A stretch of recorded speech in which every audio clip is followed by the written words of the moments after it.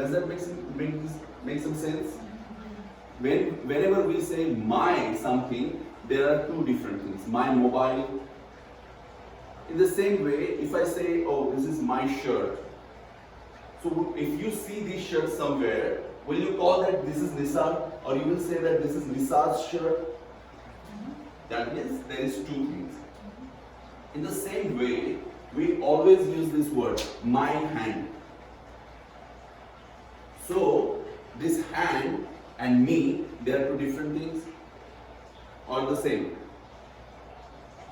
Am I confusing you? No. I'm not successful yet? Okay, I'll do my level best. You're trying to? Yeah. My head, my body. That means me and this body are not same. They are two entities. Are you getting?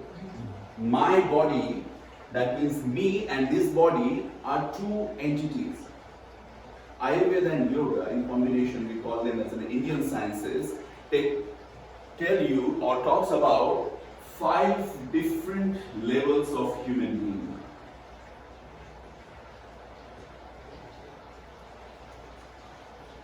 First level is your physical level. Physical level means what you can see. The second level is physiological level.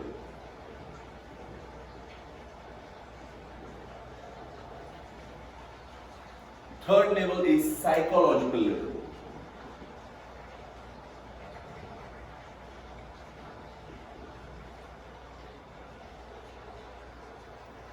Fourth level is intellectual level.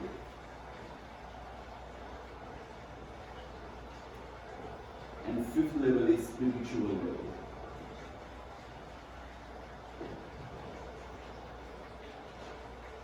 So, when you are only body, you cannot claim that this is you. Physical level means what you can experience, the flesh and bones and whatever you can see as a structure, that is physical level. Physiological level is something which you can experience, not see, like your breathing, your digestion, your respiration, all these physiological things, what you can experience is physiological level. The psychological level essentially needs to deal with your thoughts. So many thoughts that comes and goes in your mind, that is psychological level. Intellectual level needs to deal with your decision-making process.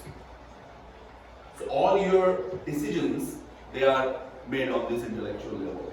And spiritual level, which unfortunately today we have lost its existence, it's so much suppressed. We will talk more on that. So spiritual level is something to do with your spirit. When you combine all these 5 levels, as a result of what you get is human. That means us. Okay? This is called Panchakosha theory in yogic scripture or Vedic scripture or Upanishads. These are the ancient scriptures of Indian science. So, health means when you are physically fit, when all your physiological activities like respiration, your digestion, your circulation, when everything is in balanced state, when you are in full control of your thoughts, that means your mind is under your control, when all your decision making, when your intellect is absolutely on a normal state, that you are not making decisions out of some misunderstanding, out of emotional influence, out of some other influence, that's the balanced state of intellect. And when you are aware of spirit, who you are. When you have got all these 5 things living in harmony together, that's the call that human is healthy. Got it? So now how many of us are healthy? Funny thing that we, with the science or technologies, what we have achieved, we are somehow reached to this level, physiological level. And according to me, the maximum number of diseases, they are created on these two levels. So the cause of disease is on the levels which we have never talked of, which we have never explored, and we are treating on physical and physiological level.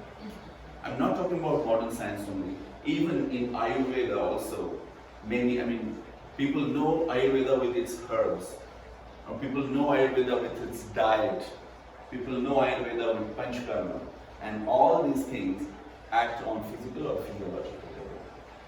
So, these three levels which we never talk about.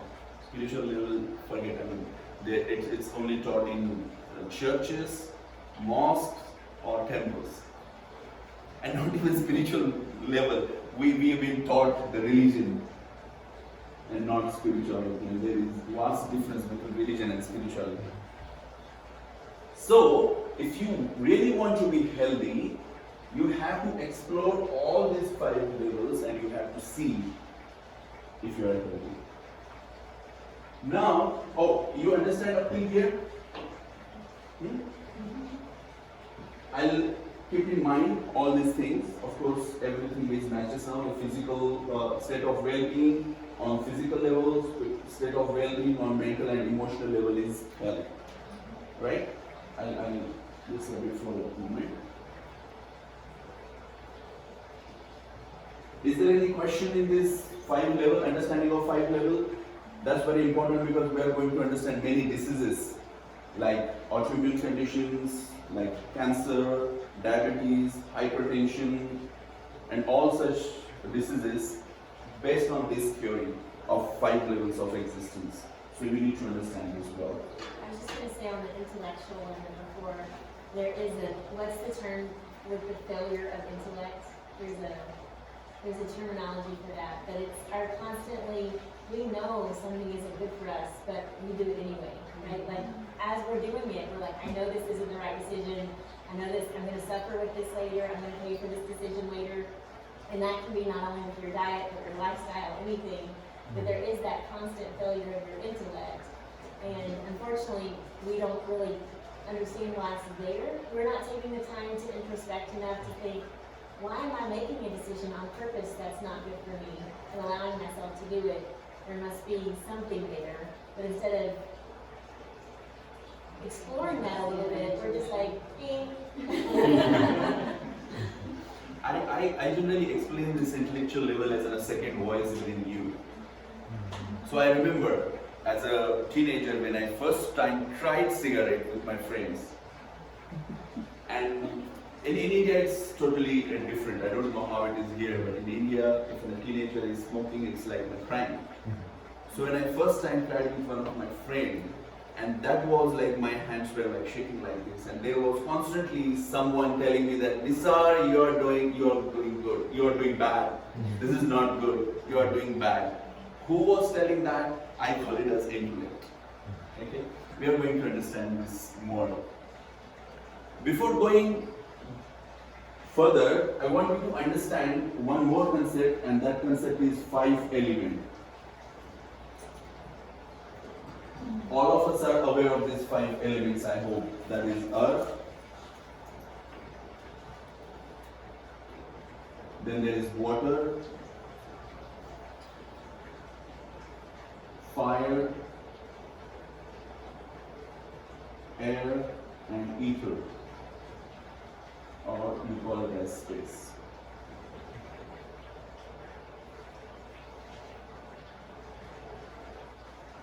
If we want to treat something, we really need to know how it is made up of.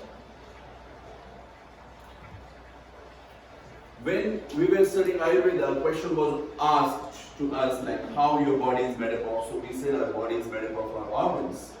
What organs are made up of? The organs are made up of tissues. What tissues are made up of? Tissues are made up of cells. What cells are made up of? They are made up of atom. Okay. So, when I was in college, atom was supposed to be the smallest principle or particle or something like that, and then it had neutron, electron, proton, neutron, and electron. These are the things. So when our teacher said that everything, sarva idam panchabhautikam asminarthe, everything that you can see, it's made up of these 5 basic elements. Now there were a few very intelligent or naughty kids, and they said that no, if you prove that this atom is made up of 5 elements, then and only then we believe that the whole universe is made up of 5 elements, because we are from modern science, because till 12th standard we all studied the modern science. So Ayurveda was, it was not out of choice, it was by force. So we were not ready to agree that the whole universe is made up of these 5 elements, forget about the body. So we challenged them to explain the atom, which is made up of 5 elements. Okay? Now, you know what is Earth? Earth is solid structure, what you can see. The water, a liquid. Fire, which you can, of course, experience from its heat. Air, which you can experience by its movement.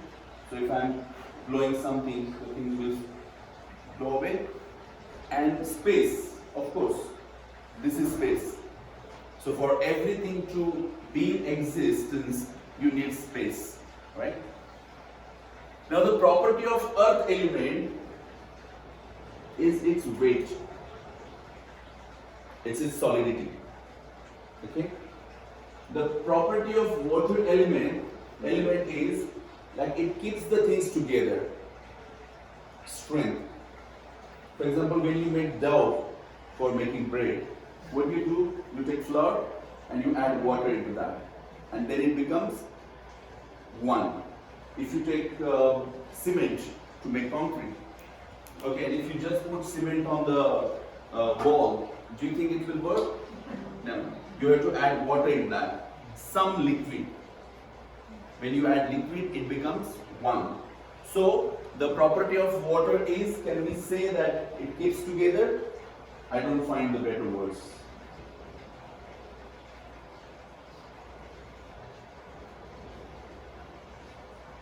Then fire, it gives you energy or heat. I'm going ahead only if you are in agreement. Do you agree that fire gives you energy or heat, right? The air gives you movements. Suppose there is no air outside. Do you think anything will move?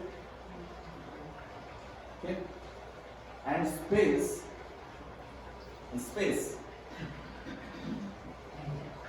To be in existence, you need to have some space. So if I'm moving over here, that's because there is some space.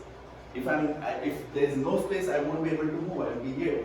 And to be here like this, I need to have at least this much space. The ultimate space, what my dad always says, that ultimate space what you require is maximum 6.5 feet by 3 feet. That's what he says. Because space is essential. Even if you are here, or even after death, that space is required. Do you understand what does it mean by space? Okay. Now, what Indian science says, that nothing can be in existence without these 5. Let's talk of this atom. Does atom has got some weight? We call it as atomic weight.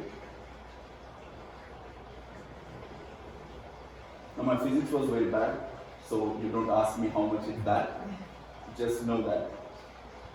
Do you think that these different particles of these parts of this atom, proton, electron and neutrons, they are bounded together, they are staying together? There is this gravity in them, or there is some force which is keeping them together. Now from the example of dough and water, we have established that water keeps the things together. So can we say that in atom there is water element? Yes? Do I need to say anything about this atomic fire or energy?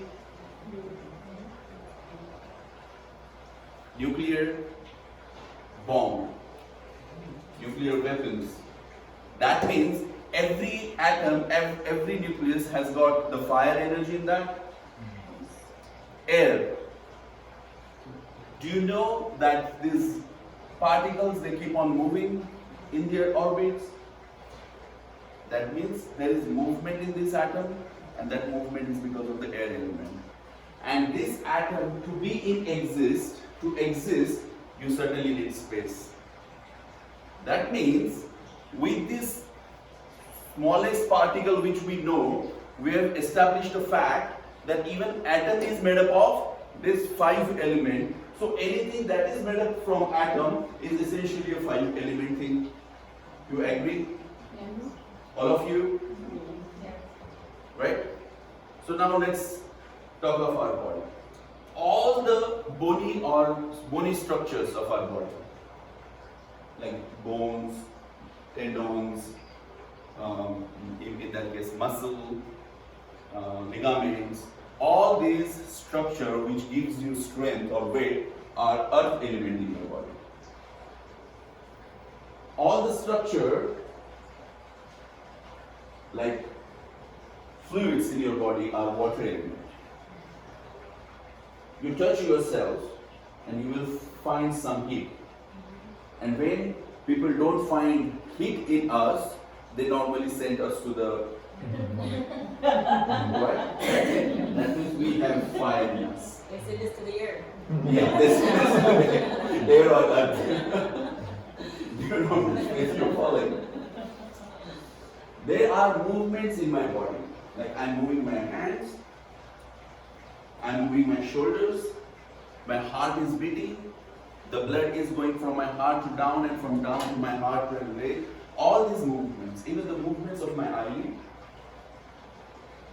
even my brain is sending message from here to my leg, to the most extremity.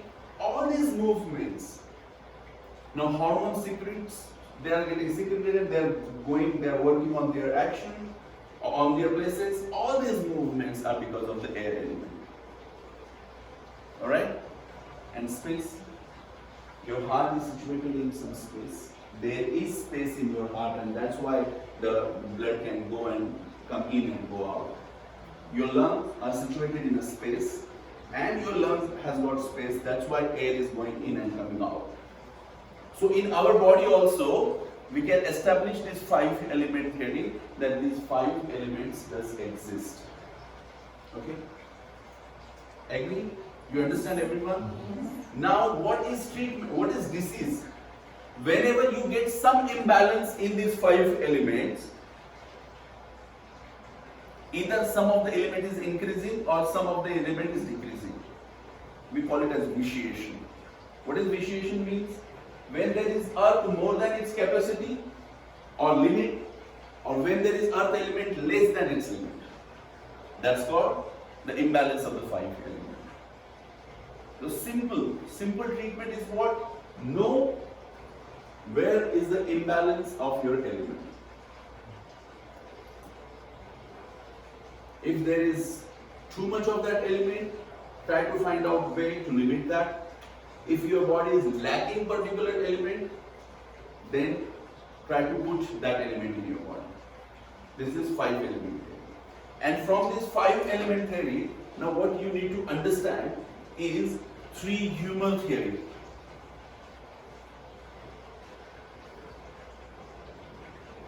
3 humors. Don't mind the spelling. There are 3 basic humors in our body. We call it as dosha. Basically the functional energies which have made up of these 5 elements. And these are Vata, Pitta, and Kapha. Is it getting too heavy?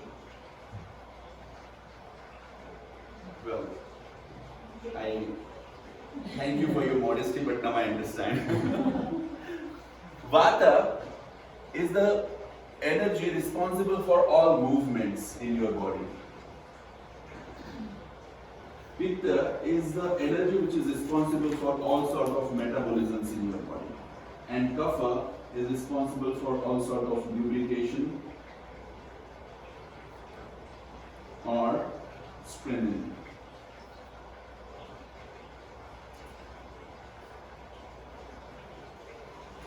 These are the three basic functions which takes place in our body. This is air element, this is fire element, and this is water element. Air element we just saw is responsible for all sort of movement. So in your body, this air element is known as Vata. All sort of metabolisms that takes place with the help of fire, that's called Pitta. And your body is together, integrated, strong, that is because of the Kapha. And these three things are called doshas.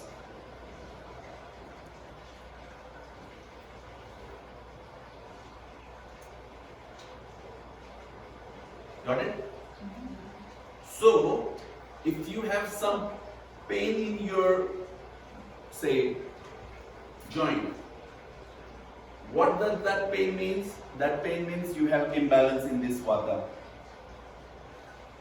Your air element is not working properly because it is obstructing your movement.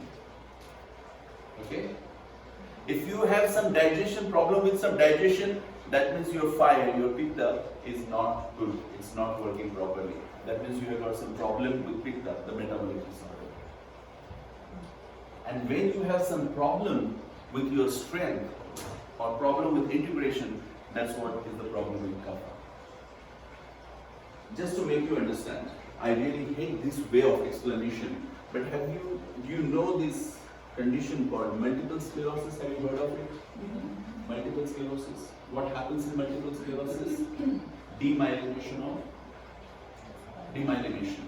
of the sheath around the neuron. So your movements, like whatever cases I have seen, that if you go to hold this, you go somewhere else, and slowly your capacity to hold yourself that decreases.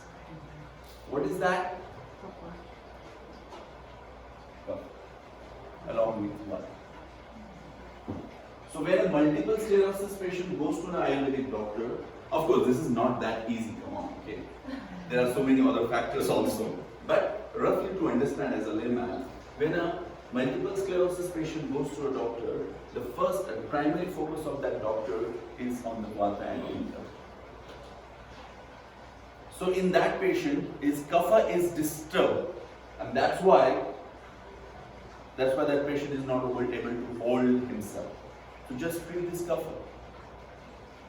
And his movements are obstructed, treat his Vata, and you can get better results in multiple sclerosis. In India, we do not have huge number of autoimmune cases of multiple sclerosis, but I visit European continent and I got to see a lot of, on internet they say about America that every 8th person has got some sort of autoimmune condition. Okay, we are going to talk about the autoimmune conditions, but when you think about your health and about your disease on basic level, then you don't get into panic state. So whenever a patient comes to us for consultation, we ask them, this is how I do. Let me check your pulse first, then you tell me your problem. When I ask, tell me your problem, don't tell me the diagnosis, what is you have brought. Tell me what problem you have. Tell me your symptoms, tell me what you feel, and then I will make my diagnosis, and then we'll decide whether to listen about the diagnosis or not. Because rare diagnoses are rarely right, that's written in book. I strongly believe in that. When you start thinking on the basic level,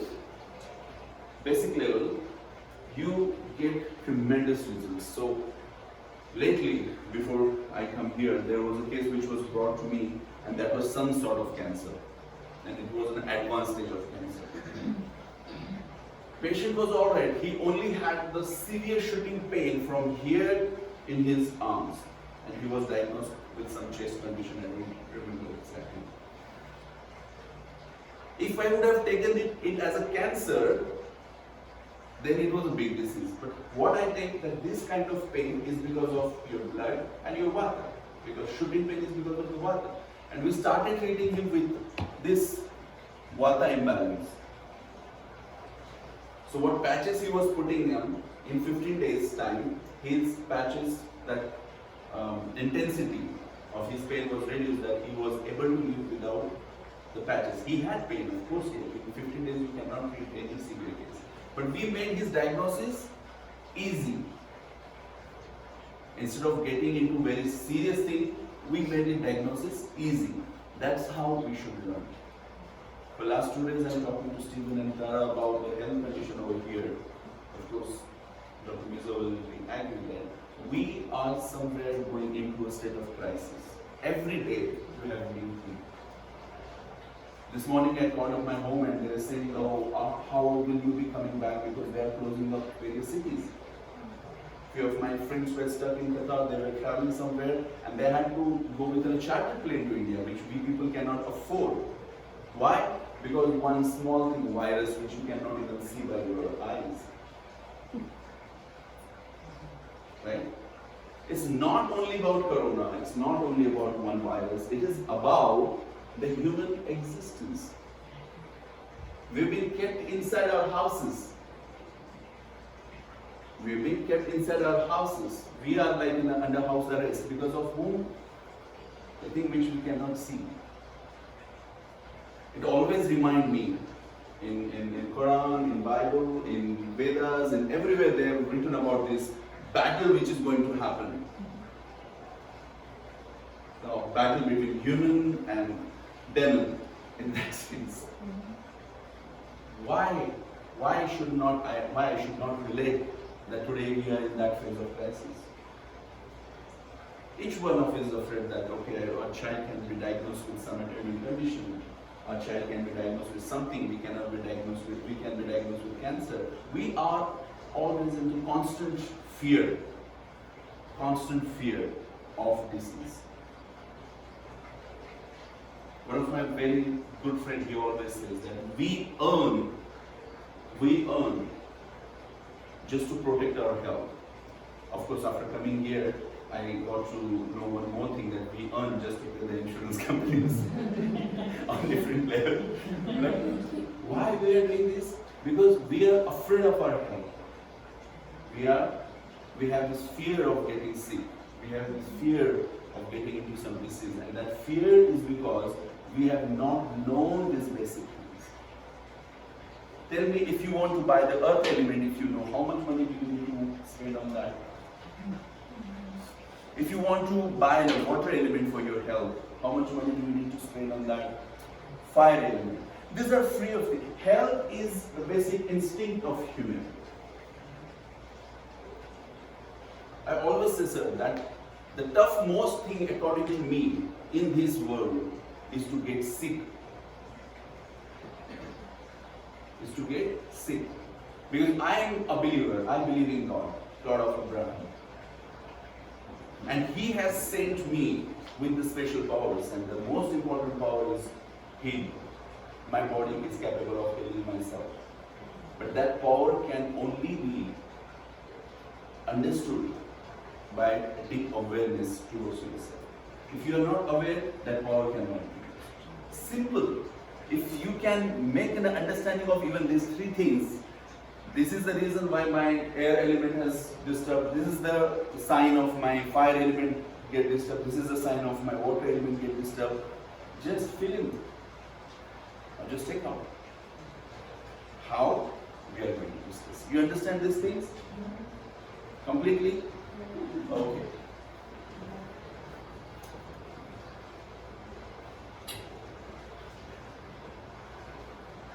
I will not talk much detail about the tissues because it will be very kind of academic thing, but these three elements or these three humors, they work on our body, and our body is made up of 7 tissues. Can I ask you a question before you go Sure. any further? You talked about 3 doshas, so where do 3 gunas come in the picture? Oh, that's altogether a different story. So they don't affect in any way. They do, and we are moving towards that. Oh, First, let's talk about our body. You understand how our body functions. All movements takes place by Vata, all metabolism takes place by Pitta, and all these strengthening activities or lubrication takes place by Kapha. Now, where this three function works, that works on our body. And what is this body? That this body is Rasa, Rakta, Mansa, Meda, Asti, Majja, and sugar. Rasa means all the fluids in your body comes in the category of Rasa. All the fluids in your body. The Rakta is the blood cells. You know, when you take the blood, it is divided into two parts, the red part and the yellow part. So the yellow part, what you call as the plasma, can be compared with Rasa. And the red part, the cellular part, is Rakta. So the blood, what we see as a blood, we call it as a Rasa Rakta. Mams is muscle. Med can be correlated with fat. Asti can be correlated with bony structures. Majja is your nerves tissue. And Shukra is your reproductive energy.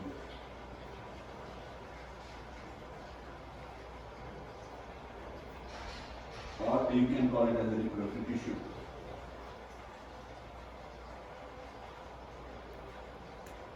Now with these three humors, Vata, Pitta, Kapha, air, fire and water, if you get little knowledge of these 7 tissues, then diagnosis becomes even easier. This Rasa gives you energy, this Rasa Rakta.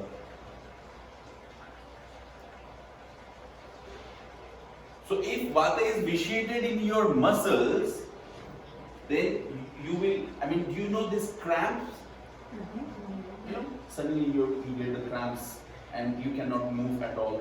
That's the condition where this Vata enters in your muscle. Understand? Have you ever come across this abscess? Abscess? So abscess is a state where in this fat, this fire element is vitiated.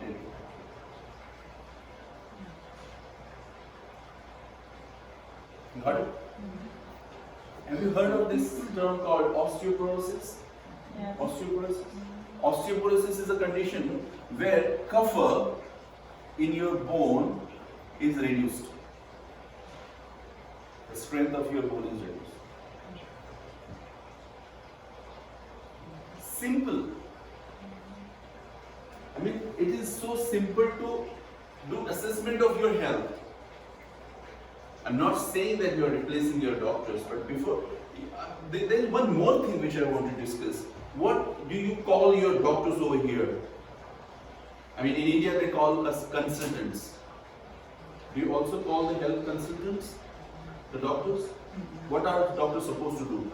Are they supposed to give you consultation, or are they supposed to give you help? Your opinion, sir. We are consultants, right? Yes. Consultant. Do you agree on this part that doctors are the consultants? Just like law consultant, property consultant. In the same way, doctors are health consultants, right?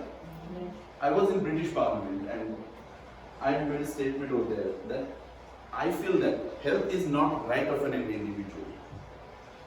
Health is not a right of an individual. Health is a responsibility of every individual. Doctor is your consultant. He is not responsible for your health. And we go to consultant to consult something which we don't understand. ideally we should go to doctor when we don't understand something. 75% of the diseases you don't need to go to the doctor. If you have the basic knowledge of your health, 75% of the diseases. Out of 25% diseases, I'm saying 15% out of fear because I'm in America. If I would have been in India, I would have said that out of those 20%, 20% diseases where consultant just give you some of guidelines, and even there you can heal yourself. Only 5% according to me are the cases where you actually need the medical management. Only 5% cases. And I have all the supporting statements, or I have all the supporting, not documents, but the scriptures what they are saying, if we follow the ideal thing. So you are supposed to consult the doctor, and before consulting doctor, you should have the basic knowledge of your health. We have the knowledge of physics, we have the knowledge of chemistry, mathematics, geography, history, everything, but we were never taught health. In schools, or even in house, we are never taught what health means, how to be healthy. And you are paying all your money just to be healthy. And that's the basic thing which we never taught our kids. I don't know, American culture is a little different, but India, we don't teach to our kids how to be healthy. The science lecture teach them, okay, heart has got this part, heart, blood is this, and blah, blah, blah, blah. But how to practically use it? Go to the doctor. They will take care of it. Okay, when you go to the doctor, now Indian population is so much that a doctor can hardly spend average 2 minutes with the patient. Now in 2 minutes, he cannot make you understand these things. So ideally, you should have enough knowledge of your health, and then it will be better for a doctor and you to diagnose yourself. In Ayurveda, there is a verse which says there are qualities of patient. A patient should be capable enough or knowledgeable enough to give right information to the doctor. And that will come when you will get this basic information. Do you understand about this? You sure you understand these things? I will touch to the next very important concept, and then we will start our discussion about different diseases. And this is my personal favorite concept. I call it as Panch Pran. Pran means your life force. Pran is life force. Or to make it simple, it is the essential energy for your survival. So in India, when there is someone there, we call it as that, oh, his prana left him. Okay. So I am Nisar till this pran is with me. The moment they leaves me, I become body. I don't remain Nisar. So you can call it as this. This is the most important force for your livelihood. Panch means 5, and pran is life energy. What are these 5 energies who make you a lively person? The first pran is prana pran. Second is udana pran. Third is saman pran. If you don't remember this name, that's fine. I'll explain to you. Fourth is apan pran. And fifth is Vyan Prana. Okay? Now this Pran is responsible for taking in, or we call it as inception. Is the inception word right? Whatever you take in, that's called Pran. The Udan Pran is responsible for holding in. I call it as like expressions, expressing yourself.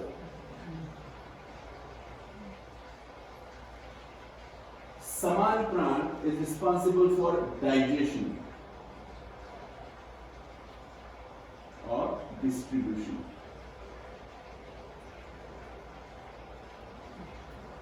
Apan prana is responsible for excretion, and Vyan prana is responsible for communication.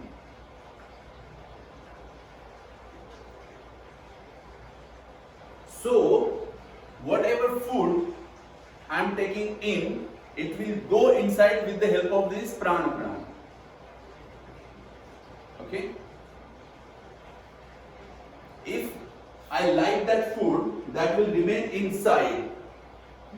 And if I don't like that food, I will vomit it out. Doesn't it happen with the bitter medicines? You take bitter medicine and then you vomit them out. Why? It is expression of your body. If you like, you keep in. If you don't like, you throw. That's Udana. When you take the food in and your Udana, your this pran, decided to keep in, then it is sent to the Saman. Saman means digestion. It distributes. What is digestion? Digestion is taking the good part inside and throwing unwanted part outside. Right? So Samana, it distributes the thing. It takes in and digests it. Whatever is not good for your body, out of digestion, the part is excreted with the help of this fourth energy called Apana. And whatever you have absorbed the good things, that has to be sent all over body, that is done with Vyam.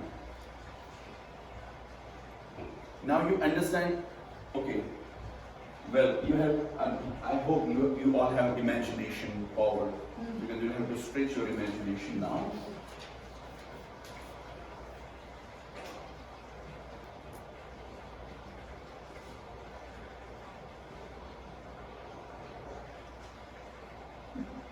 Imagine what is this? Huh? Wow. You really have amazing imagination. So this part is your prana. You take all the things in with the help of this mouth. You breathe in. You see the person. Even seeing the person is also an act of prana. How? When you look at someone, that picture that first goes in. If you like that person, Udana. And if you don't like person, expression. Okay? Then the things, so this part is the seat of Udana prana. Okay? This part is seat of Udana prana. Then from here to here, this part, this is Samana for digestion. If you see, all the digestive organs are situated in this region. Okay? Samana. And below umbilicus, this is excretion, apana. All these excretions that takes place from here, or that energy sits over here. When you have, and this Vyana is all over body. So this is prana, this is Udana, this is Saman, this is Apan, and all over my body is Vyana. The inception, the expression, the digestion, the excretion, and communication. You understand about these five energies? Yes. Now, all our problems, we can understand by understanding these five energies. There are many parents who complain that, oh, our kids don't eat. This is a common complaint. Do you have any over here? Okay. Because in India, every parent, like you look at me and my mother even complains that, Bia, you don't eat. So, let's take this example, the eating. If that child's prana is disturbed, that means what he is taking in, if he is not understanding that, if he is not liking that, suppose if you give him, you can tell me any dish which you commonly give, for example, sandwich. Okay, I'm not aware of the dishes over here much. But if he doesn't understand what that food is, now you cannot peep into his mind. We understand this is something which is good food to eat. But for that child, if he is not even understanding that why am I eating this, then that will be the problem at his prana level. You gave him sandwich, he ate that sandwich once, but he didn't like that. He didn't like that. He will not want to have that. He will not want to have that. That's his expression that I don't want the food. That's a problem at the time.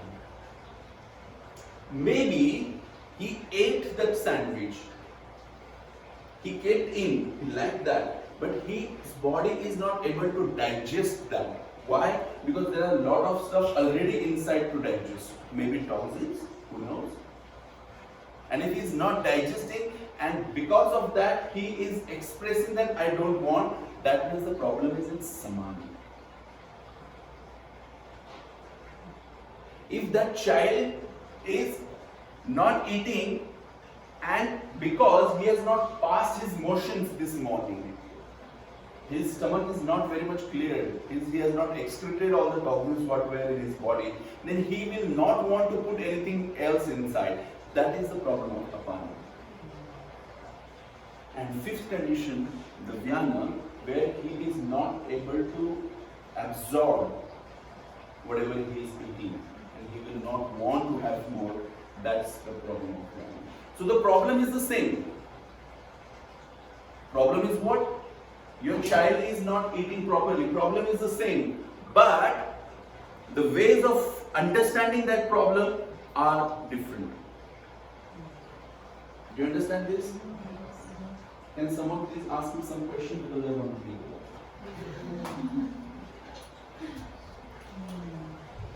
If something is wrong with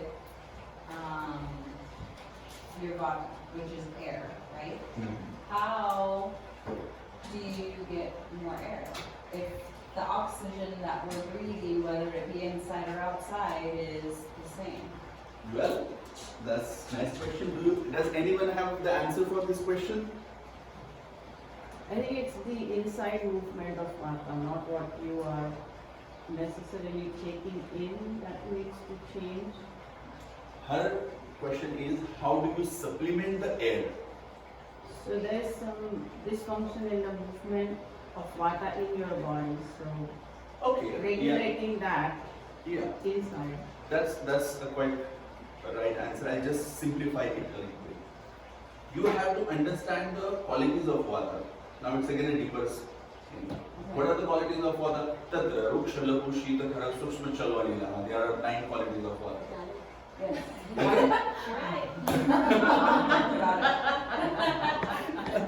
Now which quality of vata? If chala, that means the movement quality of vata, is reduced, then you just make the movement. You know this frozen shoulder concept, the term called frozen shoulder, when you get this movement. And Ayurvedic doctors suggest one of the best treatment for it, that even if it pains a little, it's fine. You just keep on moving it. Why? Because we are frozen. Frozen means the movement quality of air element. Air element is not only food.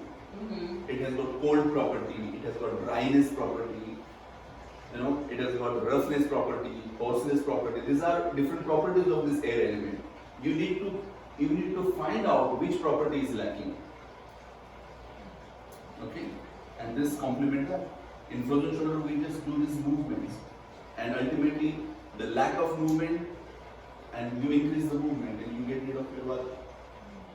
It is even simple, it's not difficult.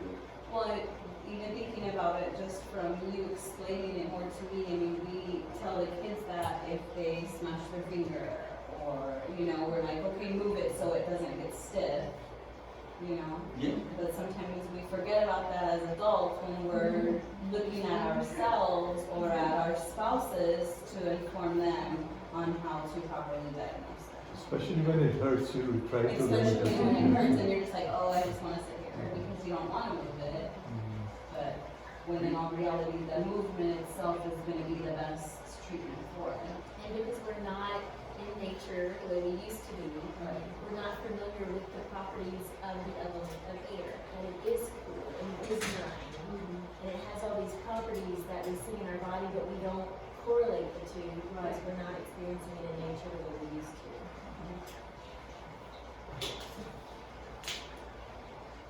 Now, okay, so we are going to talk about your practical questions, like how to deal with them in your daily life. Because I just will finish one more thing. So you understand about these 5 basic energies? What is prana? Anything that goes in is prana. What is udana? Things to keep them inside or to express is udana. Samana is your digestion. Apana is your excretion. And vyana is your communication or circulation. Now, all these 5 has to be understood on these 5 levels. If you can balance the function of all these 5 on this 5 level, you don't need anything for your health. How? On physical level, just like I gave you example, just diagnose why your child is not eating based on these 5 parameters. If you think that he is not liking that, and that's his expression that he don't want to eat, find the food which he like. If you think that there is problem with his digestion, find out what has caused him digestion and just heal that or clear that. What if all your kids are the opposite and they eat way more than you think they need to? Which that? I didn't, I'm sorry. If they eat too much, like they don't, they just want to eat all the time. So probably more than one prana is disturbed. So in that case, this prana and this samana is disturbed. There is another term which is called krumi. I personally believe that if the small children below 3 years, if they are treated naturally without giving any kind of chemical, latter stage they don't need much of the medicine, even the herbs. That's what is my experience in my clinic. That's why the children below 3 years are they are treated absolutely for free of cost, because in India the health structure is very distorted. There's not much awareness about it. So I have started this movement for last 4 years when my son was born, and now we have many children who have not taken any kind of medicine. I'm not in favor of Ayurvedic medicine. Ayurvedic medicine is also a medicine. And human beings should live without medicine. And I have many cases, since doctor said about recorded, I really need to, now what we did, recorded their mother's opinion. Nothing on paper. But I have this case recorded that many of the children have not taken any kind of medicine in last 2-3 years. So even if they are getting fever, they know to drink water and take off from the school and lie down. That's what. Now the mothers have got so lazy that they inform me after 8-10 days, okay, my son had the fever episode 10 days back, but it's been now done. We have not given anything. Okay. So where we started about these children, and one of the commonest finding of mine about children's health is this krumi, which is worms. Worms. You know worms? Okay. Now these worms, what we know is one type of worm. Ayurveda speaks of 8 types of worms. 8 types of worms.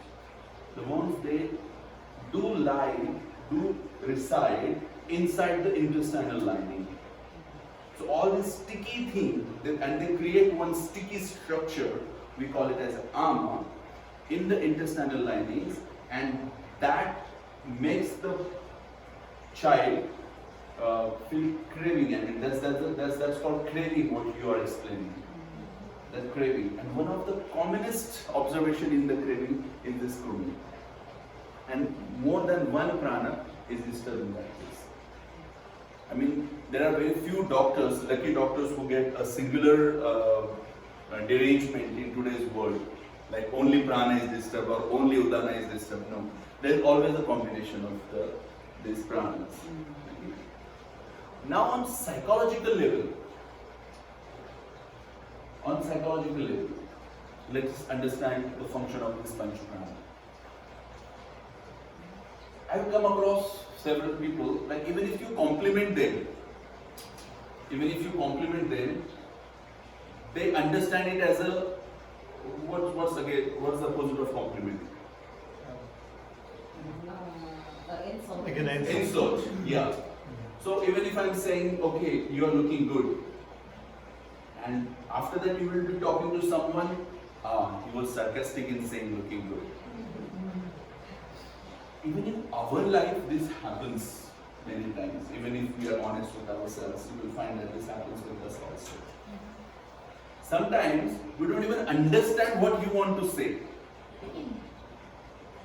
So the person is trying to tell you something, and you have something else going on in your mind, and you are responding.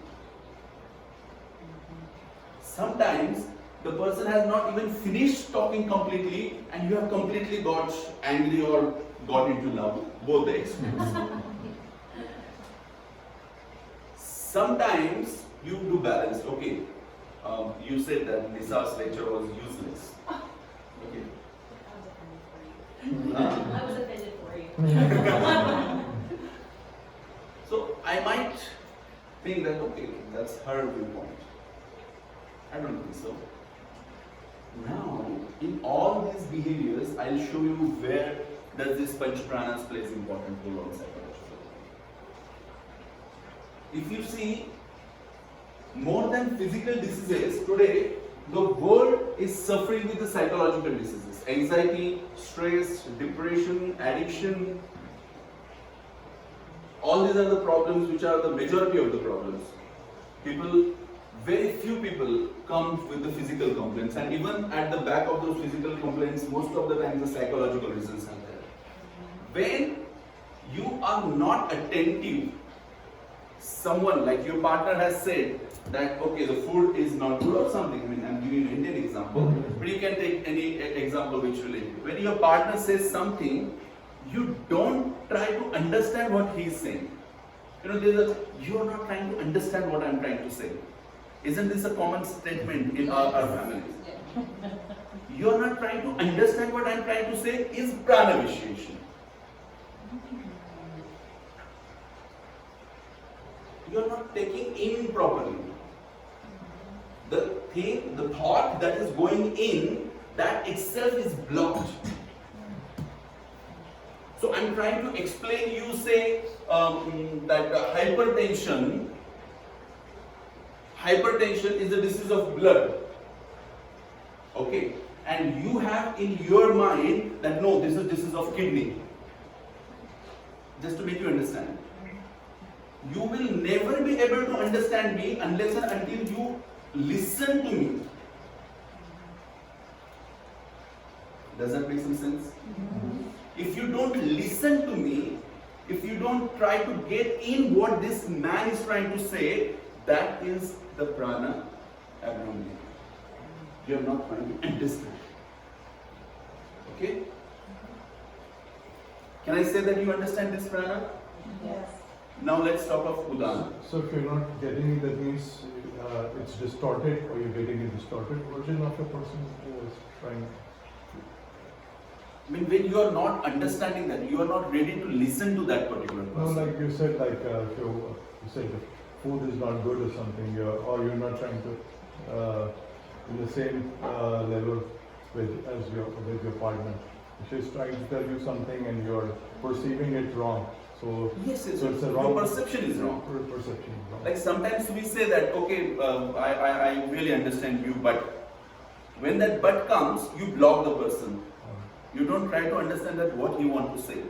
That's what that inception, the perception itself gets blocked. And that's the prana abnormality.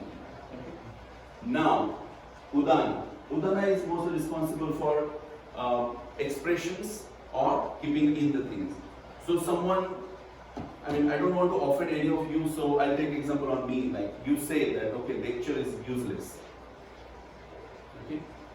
So, if my prana is good, I will at least take that thought or take that whatever statement in. Now, they depend on the strength of my udana. My next action will be depend on that. If my udana is strong enough or good enough, I will take that and I send it in for digestion of that thought. But if my udana is not good, I will be immediately react. You calling my lecture useless? Get out, you don't understand anything, you don't have brain. Right? I mean, do you understand? Yes. That's the weakness of udana. We'll again talk of udana about the same example. Now I have taken that Nisar, your lecture was useless, I have taken in and sent to samana. What samana will do? It will try to digest that very thought. Digest that thought means what? That it will see why that person has said so. Maybe she didn't understand. Maybe I was not able to make them understand. Maybe it was irrelevant. So all this process what is going through, that is the process of digestion of that particular thought. After process of digestion, you reach to a conclusion that okay, what she said, this much was right and this much was not right. So, what was not right, I will send it to the samana to excrete. Apan. To excrete. And what was right, either I will keep it in or I will express that, ma'am, I know you found my lecture useless, but I think this is the reason why you didn't understand it. This is proper way of making yourself understand, making yourself express. So after digestion, after samana, the things were again went for expression or all of them went for excretion. Do you understand this? Now, apana, imbalance. This is strange. Do you have some people you know that when you speak with them, either you try to make them understand things, make them tell them something, or you give them compliment or something. At that particular time, they don't say anything. But after a month or after some time, when you meet with someone, you come to know that, oh, she was talking about you that way. When she was talking, oh, just last week. But that incident took place a month ago. What happened? That whatever compliment or whatever insult or whatever taunt you gave them, they do take in. Their prana was good. They decide to keep it in. They digested that thought, but they couldn't excrete it.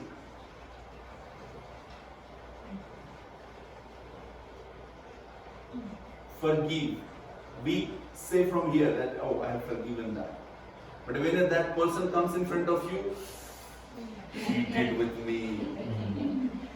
This is the problem of excretion. That you have not excreted that, you still keeping those toxins with you. When you have excreted that thought, then you will not again remember it, or you will not do back reaching. Do you understand with this example? Yeah. Now the Vyana. So whatever you have, whatever thought you have got, you kept in, you digested, and you have excreted, has to be communicated properly. Otherwise, we, in discussion, we slap someone and say, oh, I didn't mean that. I didn't mean that is the problem of Vyana. You did that action while you didn't mean that. That means there was poor communication, poor circulation in your body, or in yourself, not body, yourself. So, when you have proper state of these 5 pranas on psychological level, less likely you will react, rather you will respond. Less likely you will misunderstand, rather you will understand.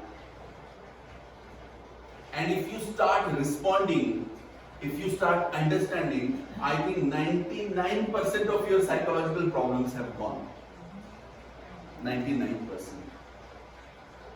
The same thing is in your decision making, same thing in your relationships, same thing in every aspect of your life. That you just need to make it sure, did I have good prana? Am I capable enough to take the things in? Am I expressing properly? Am I digesting that particular thought properly? Am I excreting whatever is not good for you? For example, you said something to me and I said that, oh, the person is good, but she said out of this misunderstanding. So I need to completely digest it and excrete that. If I keep it in with me, my behavior will be altered, my behavior will change. And the same way this communication is important.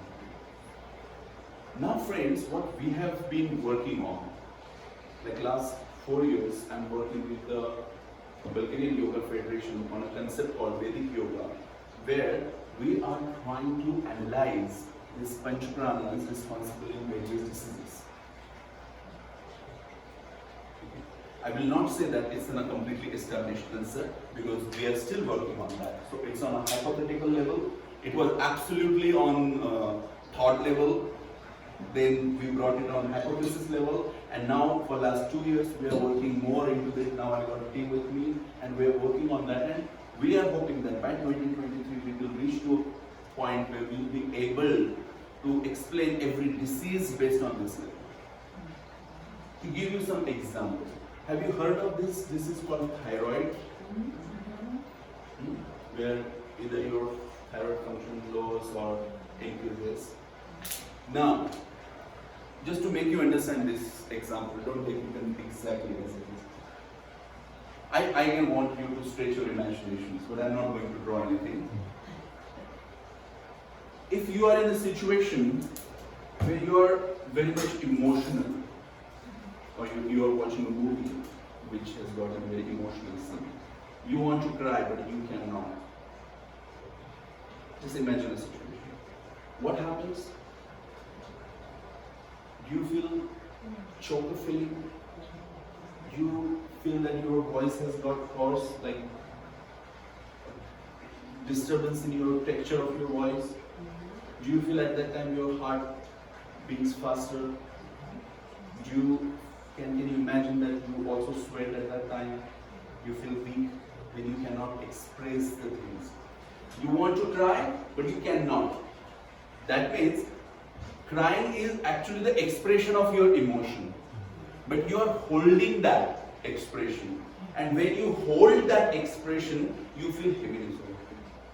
Now, this holding of expression is essentially a function of Udana. They say that Udana Pran resides in this region, and when you suppress this Udana, for long time on different levels, this Udana gets vitiated, disturbed. And when it gets disturbed, it will disturb the structures over there. And the most important structure over there is the thyroid. Now I want your attention to all the symptoms of thyroid. If you see all the symptoms of thyroid, all those symptoms of thyroid are the symptoms of holding your expressions.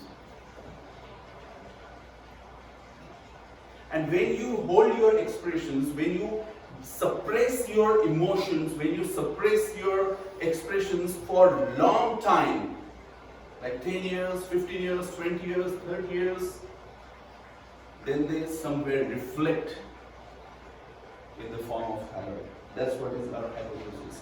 And if I have seen, say, 100 patients, 100 out of 100 has shown me this. We are now just trying to properly do a study on that. I'm going to. It's not only in this generation. There is a concept in Indian philosophy that when Jivatma, or when you get birth, you brings with you the karmashay. Ashay means the house and karma means your deeds. Now your deeds means what? Whatever your parents did at the time of your conception. What is your DNA or what is your gene? Is a combination of your parents. We carry a lot of traits, like I look like my grandfather, my voice is like my father, my patience is like my mother. We say these things. We have many things which we get. If I'm getting these traits, like we say that, oh, he's like his father, he gets angry very fast. Or he's like mother, he gets nervous very fast. Don't we say this? Don't we see this? Now, if you can get angry like your parents, if you can get nervous like your parents, if you get the sense of humor like your parents, why can't you get the bad part of it, like your mother was expressing herself all her life, and when she conceived you, at that time, if she had that expression at her peak, why is it not possible that it is transferred in your genes, that expression? Don't you think some logic in this? And if you get all those favorable conditions of expression, then you can get thyroid in very early stage. I'm trying to bring you to a concept which I've observed in European continent. I just want you to understand logically and see if this suits to you also. First, second, third and fourth generation. So here, they distorted their lifestyle in the sense that they stopped expressing themselves. So when they conceived their child, it's expression disturbance. Udana is appreciated and then we need to treat it. So the suppression starts at this generation. So when this mother, I'm knowingly taking the name of mother because they are the most suppressed people in my culture. So the child who is born will be having some part of that suppression in her genes. Unfortunately, in this generation also, the similar things are carried. Then when she will give birth to this child will be born with suppressed emotion. If something is not fixed over here, the child who is born to this child will be with the suppressed disease of this suppression. And that's why we have got these children born with thyroid diseases. There is no other explanation which comes to my mind. Why? I mean, by birth they have the problem. If I am saying that in hereditary, if you can carry the asthma, in hereditary you can carry other diseases, then why can't you carry these emotional traits? At least Indian culture or Indian concept is allowing me to make this statement that yes, you carry your parents' traits of diseases also. You understand this? One more example. Now, how much time we have? I keep on forgetting that. 20 from 4, about 15 from 4. So, 15 minutes. I mentioned 2 to 5, so if you want to go over and if you need to, whoever needs to go is welcome. So we have like 15-20 minutes more. We got time. We got time. Can you stay here till 5? Yeah. Okay. So an hour. Yeah. So, do you understand about this? So, like on every level, we have certain diseases. Okay. Now let me take you to one more nice concept what we are working on. You know, the rational thinking, the logical thinking is a gift given to a human. Do you agree with this? We can think rationally. Well, I cannot talk on behalf of dog or any other animal because I've never been that. But what has been taught to us, the rational or logical thinking is a gift given to the human. Do we use that in therapeutics? That's my question. Because I was not using. I'll just give an example of this, a very favorite disease of mine. Diabetes. Pardon my spellings. Okay, the best way is DM. Diabetes mellitus. What is diabetes? Increased sugar level of blood. I mean, in your blood, sugar level increases. Or if we want to go more in detail, we say that diabetes is where your insulin secretion is hampered, or your pancreatic cells, beta lactam something, they don't function properly. This is what has been taught. Okay. Well, there are three concepts before we move to. There are three concepts. One is information. So what we have been taught in our schools, or through YouTube, or through Google, or through any of these sources, that is categorized into the concept called information. When you logically understand that information and you apply that, that information turns into knowledge. And when you use that knowledge wisely for the greater cause, that is called wisdom.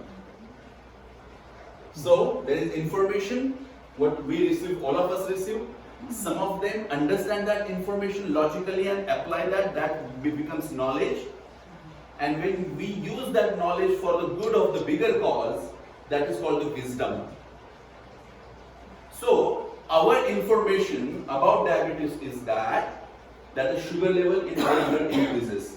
Is everybody in agreement in this hall? Yeah. Okay. So I was working with a hospital that was in a cancer research institute. Well, I don't know if I should give this example on record, but I feel that we have that comfort zone. I can give the example. What was the name of the hospital?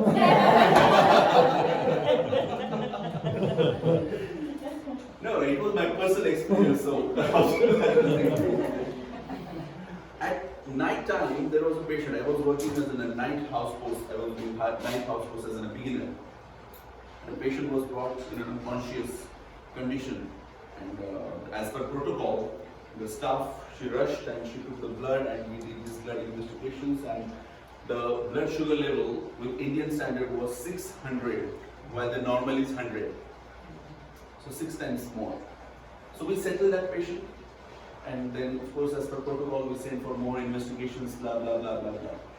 And I was just resting in doctor's lounge, and suddenly the thought, I don't know from where it crossed my mind, let me check how much is my blood sugar level. The lab was handy, I checked my blood sugar level was 98, which is a normal sugar. I was really happy. After seeing a patient of 600 plus sugar level, you are finding yourself normal, so I was happy. Then another thought crossed my mind, why do we call his sugar level is increased? So the first thought as a layman that came to my mind, that his blood must be sweet than my blood. No, I was that kind of crazy then. I took more blood and I tasted my blood. I don't know how many of you have done it, but it's very yucky. Then I went to the lab, I took the blood sample of that person, and I tasted that blood, and it was equally or even the bad. It was not at all sweet. Now it's the thing, like when something goes in your mind, you don't rest. Then I started thinking that what exactly this sugar level means. Then after doing such many stupid episodes, I realized that there is nothing called sugar in that which we can taste at least. Then, with this logical thinking, I reached to a conclusion that the person had got something in his blood which was not digested properly. When it was not digested, it remained in blood state. Not digested means neither it was absorbed nor it was thrown out. It was kept there. So, and then my information start getting converted into knowledge that diabetes is a metabolic disorder. Metabolic disorder means, of course, a disorder of digestion. That means diabetes is basically the indigestion. Diabetes is indigestion. Now, in my country, diabetes has got no solution. I don't know here. You have to continue to take the pills, you have to put in the insulin, or you have to be on some sort of support for all your life. But in my country, in my science, there is certainly medicine and complete cure of indigestion. It could be with herbs, it could be with cleansing processes, it could be with lifestyle change or whatever. There is complete cure for indigestion. So I started thinking this diabetes on the level of indigestion. And then when I started my practice, I did certain experiments. Now, Indian medical system is not like over here. We have, as a doctor, we have a lot of authorities with our patients, with the personal consent. So, instead of giving medicine to lower, there are certain herbs which lowers your sugar level or which balances your sugar level. I stopped giving those medicines and I talked to the patient to improve on their digestion. And we have certain bars or we have certain standards to check with their digestion. And after a few months, with only the medicines of digestion, the patient showed a great difference in their sugar level as well as their symptoms. And then somewhere my thought process took me to a conclusion that diabetes is nothing but a strong indigestion on deeper level. On deeper level. Again with the same example of these 4 generations. My great grandparents had a very nice lifestyle. They had nothing. But in that generation, unfortunately my great grandparents started living a lifestyle which was not natural to his generation. So, from my great-grandparents, when they gave birth to my grandparents saw the changed lifestyle. They saw the changed lifestyle. And my great-grandparents, they got indigestion issue. Now, with that indigestion issue, they gave birth to my parents or my grandparents, I don't know which level we are on. Now my parents, they are born with the gift of the indigestion when they gave birth to my parents. Now my parents, they lived in a lifestyle in life which was nothing but, it was post-World War II for that reason. So we were all rushing for the money, we were all rushing for our livelihood to secure ourselves. There was no point in taking care of yourself. The food quality and everything was not good. So, my parents had even the severe level of indigestion when they gave me birth. So now that the trait of that indigestion was given to me by birth was much more or even equal. So what my parents has to undergo 25 years to get that level of indigestion, I got the same level of indigestion on day 1. So I actually started my life with the indigestion of 25 years. So when I will give birth, and if I don't change my lifestyle, if I don't work on my indigestion, I will give birth to the child he will be having. If I give birth at the age of 25, without taking care of myself, my child will be born with the indigestion of 50 years. Well, this makes sense, right? Because in biblical times, their lifespans were forever, hundreds and hundreds and hundreds of years. So it makes perfect sense that through the ages and through the generations, that is only getting smaller and smaller and smaller. So with 50 years of indigestion on the day one, if I don't take care of my child properly, at the age of 25, he will certainly get some metabolic disorder. And that metabolic disorder could be diabetes, could be other which we are going to talk. So, and there is one word that this seed, right from Adam to us, is flowing, and seed is bringing its impressions on our body. That's what we all believe. Why can't this? So this samana vitiation is the major contributor in almost all diabetic patients that I have seen.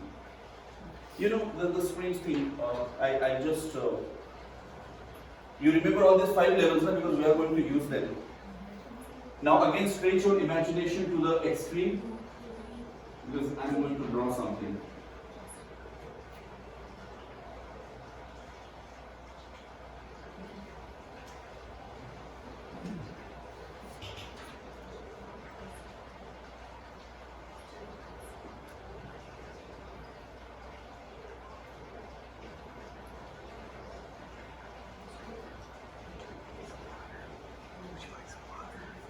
It's good, huh?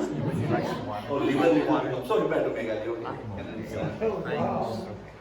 This is, imagine that this is your metabolism, digestive system. So, whenever some food comes in, it gets mixed over here. This is your stomach, and that goes in further with taking the digestive juices from liver, gallbladder, and pancreas. Now they all are working in harmony, doing the function of digestion. That means the nutrient part of your food is getting absorbed, and toxins are thrown to the larger intestine. The further absorption and excretion is taking place in this. Here, according to Ayurveda, this is the portion where the urine and fecal material, that is stool, they are getting, they are separated. Sarkita Vibhajan is the term. So actually urine is created over here and filtered through kidneys. I'll tell you the next interesting story. So the toxins are thrown over here and the things are absorbed. This is the ideal metabolism or ideal digestion. Now,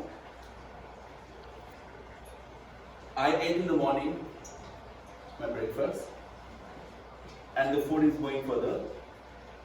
The liver has sent, the gallbladder has sent, the pancreas has sent their friends for the digestion, and they are doing it happily. After 2 hours, we go to somewhere like say office, and we see this donut and a coffee, and we crave. Like we want, oh wow, that's really beautiful donuts, must be tasty, and we take the donut in after 2 hours. Now these guys who were working over here, they get the call, hey, the Nisar has sent more donuts and coffee. So these guys get confused. Why did he say? We didn't ask. Nisar is a master. Nisar is a master, he can do anything. He has money, so he can just pick up. So then some of the guys, they again go back here. The process over here calms down, just to see what he has done. So I brought the heavy donut and coffee. They again take it, again the friends, some of the friends join them in this work. Then it's by the time it's time of lunch. Now I'm going to a nice restaurant, maybe a Thai restaurant, and I'm having say chicken or steak or something like that, blah blah. You know the foods, you can imagine whatever you like. The same thing. The process was not completed of further 2 food items. So these guys again get confused. They say, what's this going on? We didn't ask for it. But some of the intelligent guy tell him that, oh, it's lunch time. Even if you're not hungry, you are supposed to have lunch. Good lifestyle? Don't skip your meals. Right? So, the work which was going on previous 2 foods, that slows down and they go for digestion of the higher food. And this food was heavy. So they brought it back. Again they started working on that. By the time it's evening, It's evening, I'm going out of office. And I saw again a nice sandwich or something. And I took that sandwich, I took that food, whatever. Again, the guys got confused. Again, goes out, leaving their digestion half. Again, now it's time of dinner. You are again having only meal which we have as a family is dinner. So it has to be a big meal. We had again the food, guys got confused, got up, the digestion remains as it is. When this process continues for days together or years together, what happened? That the indigested food remain over here, which has not completely got digested. That indigested food remains over here, and then you start getting a sticky layer in your intestines. When the sticky layer is increasing and increasing, you start getting problem with defecation. Getting problem with defecation means either you are taking too long sitting in toilet, or you get constipation, or you got loose motions. These are the problem in defecation. But Nisar is intelligent. He has got medicines, he has got chemicals. So I popped in the chemicals, I popped in the medicines, some of medicines, and I again started eating all these things. Now this space starts reducing. More of the toxins get accumulated over here. And when this space is full with toxins, where we have to push for passing our bowels, or we get so-called infection, smelly bowels and sticky bowels, sticky stool, that's the time where this infection had gone up. But again, Nisar is intelligent. He will take antibiotics, he will take other herbs. Herbs is like, very healthy, as if they don't have any side effect. I took herbs and I suppress all these things. I press all these things.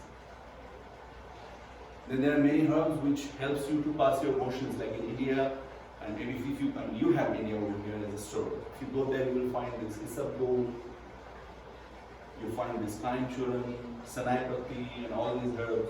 They will again force whole mechanism without working on the cause. And this food cycle is going on and on and on. Now what happens, that all these intestines, small and large intestines, which have got toxins stuck to their lining, start absorbing that toxins in the blood. Those toxins, the undigested food materials, enter in your bloodstream, and they goes to a place which is weaker. So if you have weak kidney, they will be called as creatinine level increase, because of course you have so much to filter in kidney. If they go to your coronaries, they will be called as cholesterol, triglycerides, lipids. If they remain in bloodstream, they will be called as increased blood sugar. The mechanism is quite similar, on physical level at least. Mechanism is quite similar. It just gets different names as per our learning. Just one question. So it doesn't matter how much quantity you are eating. So say if you just take your medicine, that's like the whole process has to go through in the same way like you're taking a full meal. How is it possible? I was explaining that only. That medicine cannot substitute. How much you should eat and when you should eat is our next topic, which we will talk in the lifestyle. But nothing can complement, nothing can help you or complement the food. Food is food. What you are getting, energy is through food. But drinking water will not constitute as eating food, right? Of course not. Okay. Of course not. Food is food. That's clear. Okay. Do you understand this thing? So, you must understand that this digestion, now there are many people who have nice lifestyle.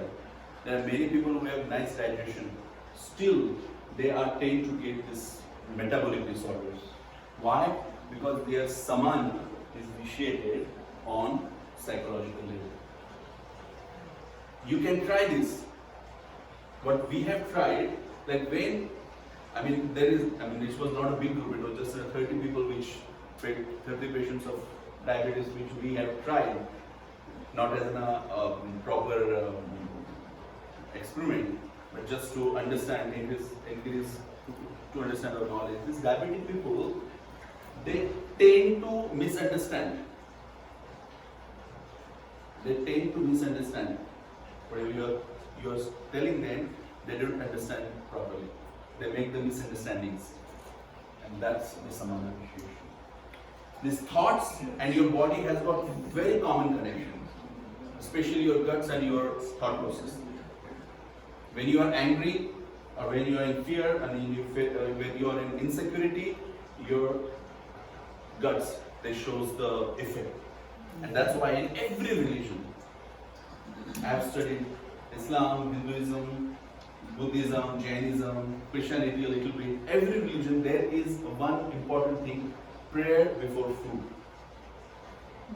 You have to pray before food. Why? So that while eating, your mind is calm. When your mind is calm, your digestion will be better. Now you imagine our food habits. We are eating on go. We are eating in meeting. We are eating when TV is on. We are eating when mobile phone is on.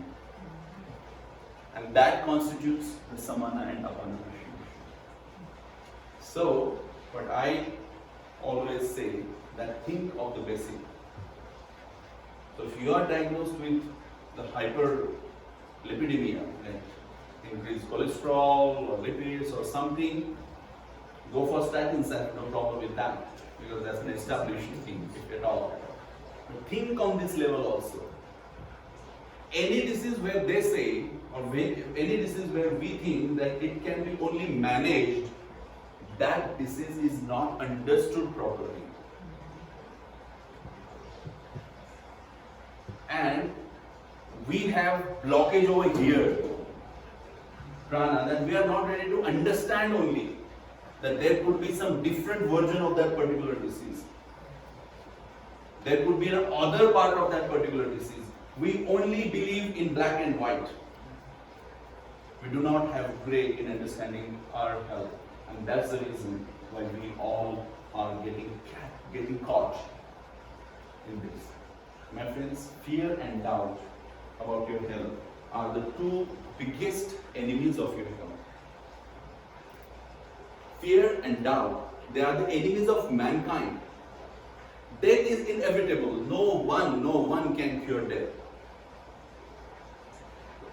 It's only fear of death which takes you to the wrong decisions about your health. So don't get afraid of your health. So if you have some health issue, take out time and think of all these things logically, and you will understand that your root of your disease lies in very small things. To be healthy, you don't need to do some big things. To be healthy, you need to start with the small things. Only you need to identify what that small thing means. And there comes the next topic, that what is ideal lifestyle. I always call it as a voice of God. Voice of God. What is voice of God? What my belief system, or even all the belief systems, says that God is very strong. God is within. Okay? So this body is a residence of God, and He will never let His own residence to get disrupted. He always gives you the signal signs. For example, when you are hungry, there will be a voice from within. Oh, I am hungry. If you hear the voice of God, go and eat your food as if you are offering that food to your God. And when you are offering something to God, and that's the simple reason why these many prayers. Because you are offering something to God. When you are thirsty, listen to your body's call and drink the water. How much water you should drink? It's not the whole water bottle. Drink what will satisfy you. And in my experience, 3 sips of water certainly gives you satisfaction of drinking water. Drinking too much water is similar like drinking too much of the food. So water is not like you take it here and it goes down here. It's not like in a sink basin or kind of system. It also has to pass through all these symptoms, all these structures. So forget if you use your logic, water cleans your body. How will it cleanse your body? First of all, the water which we get is not the water itself.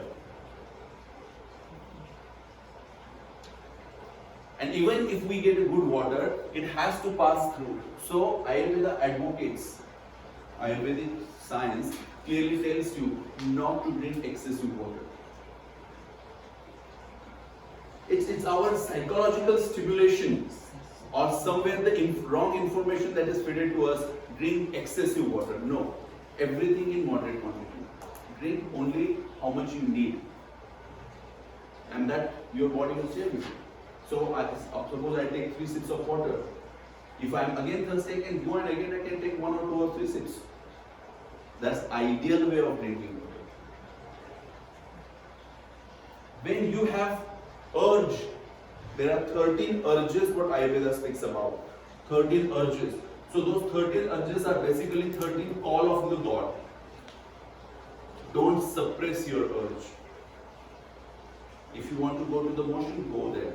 If you want to go for urinate, go there. If you want to this farting should be kept out of this mannerism and etiquettes. We should teach our kids it's okay to fart. It's okay to fart, literally. Because when you hold the air over here, you don't let it pass, it pressurizes all the structures above. It pressurizes the things above. And that we call the urdhva gati. That means the air in you that goes up, and that's the one which hampers your heart over here, your lung over here, your abdomen and all those things. Many of the people who have got this acute cardiac arrest, many, I cannot say all, but many of them give history that they had stopped their gas because of this mannerism. Teach your kids it's okay to fart. Listen to the voice of God. That's the best way to remain healthy. You understand till here? Any question? No? Quick break, and then we use less screen.